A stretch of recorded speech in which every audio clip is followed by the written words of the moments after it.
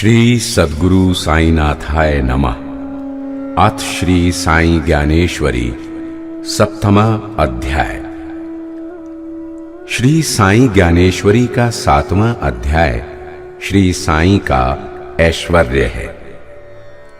श्री साई ने सगुण रूप में अवतार लेकर मानवता के हित के लिए जो कार्य किया वो किसी सामान्य व्यक्ति के वश की बात नहीं। उसे सिर्फ वही कर सकता है जिसमें अनंत शक्ति हो, दिव्य क्षमता हो। श्री साई की वाणी में जादू था जिससे सत्य उद्घाटित होता था और लोक कल्याण की धारा फूटती थी। श्री साई की आंखों में अमृत था जो किसी की भी आत्मा को शांति और तृप्ति देता था। श्री साई के व्यक्तित्व में एक चुंबकीय आकर्षण था जिसके कारण जन जन उनकी तरफ खिंचे चले आते थे। श्री साई सबकी भौतिक एवं आध्यात्मिक इच्छाएं पूरी करते हैं। वे भक्तों को भगवत भक्ति के पथ पर अग्रसर कर देते हैं। इंसान ईश्वर से क्या चाहता है? इंसान की हर मनोकामना पूरी हो, यही हर व्यक्ति ईश्वर से चाहता है। श्री साई सगुण रूप में भी सक्रिय थे, निराकार रूप में आज भी सक्रिय हैं। वे हर भक्त की करुण पुकार सुनते हैं और तत्काल उन्हें अपनी अनुभूति देते हैं। वे ऐसे दाता हैं जो मुक्त हस्त सबकी खाली झोलियां भर रहे हैं।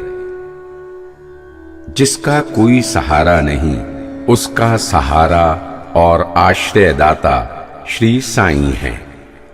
व्यक्ति श्री साई की ओर एक कदम बढ़ाता है, श्री साई उसकी ओर 10 कदम बढ़ाते हैं। श्री साई अनंत शक्ति, ज्ञान, धन, यश, सौंदर्य एवं त्याग वैराग्य से संपन्न है। ऐसा श्री साई का ऐश्वर्य है। श्री साई कल्पतरु हैं, कामधेनु हैं, नौका की पतवार हैं, सबके माँ बाप हैं, करुणा की मूर्ति हैं, गंगा गोदावरी की धारा हैं, ज्ञान के भास्वर सूर्य हैं, पारसमणि है, कलयुग के अवतार हैं। वे सर्वजन हिताय हैं, पुरुषोत्तम हैं, संत शिरोमणि हैं, सद्गुरु हैं, भक्तों के विश्राम धाम हैं। वे असीम हैं, अनंत हैं, सर्वव्यापी हैं, सर्वज्ञ हैं। वे सर्वश्रेष्ठ हैं, सर्वशक्तिमान हैं। श्री साई जन जन का कल्याण करने वाले हैं। श्री साई सारे जग का उद्धार करने वाले हैं। ऐसा श्री साई का ऐश्वर्य है। तो आइए अब हम श्री साई ज्ञानेश्वरी के 7वें अध्याय श्री साई का ऐश्वर्य का पारायण करते हैं। हे साईनाथ, आपकी जय हो। आप पतितों को भी पावन करते हैं। आप सभी के लिए कृपा एवं करुणा बरसाते हैं। आपकी शरण में आकर सभी निर्भय हो जाते हैं। उन्हें ना तो दुखों की छाया भयभीत करती है और ना जन्म मरण के क्रम का डर सताता है। आपके पावन चरणों में मैं अपना सर धरता हूं। मैं समर्पित भाव से आपकी शरण सदा सदा के लिए स्वीकार करता हूं। हे साईनाथ, आप मानव चोले में स्थित परमेश्वर हैं। आप नर देह में स्थित नारायण हैं। आप ज्ञान रूपी गगन के सूर्य हैं। आप दया के सागर एवं कृपा के सिंधु हैं। आप भव भव के चक्र से निजात दिलाने वाली अचूक औषधि हैं। हे साईनाथ, आप दीनहीन, पतित, पद्दलित व्यक्तियों के लिए चिंतामणि रत्न हैं। आप शरणागत भक्तों के हृदय को शुद्ध और निर्मल करने वाली गंगा की पावन धारा हैं। आप सागर में डूबते व्यक्ति का जलपोत हैं। जिसका कोई सहारा नहीं, आप उसका सहारा हैं।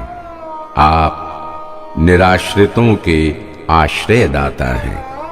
जिसको संसार ने ठुकरा दिया, उसको गले लगाने वाले एकमात्र आप ही हैं।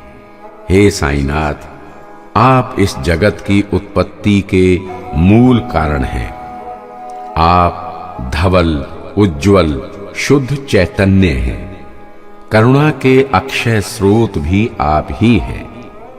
ये चर अचर संसार आपकी आंखों के इशारे से ही गतिशील है। संपूर्ण ब्रह्मांड आपकी ही विलक्षण लीला है। हे साईनाथ, आप अजन्मा हैं, जन्म से रहित हैं। मृत्यु का भी असर आप पर नहीं पड़ता।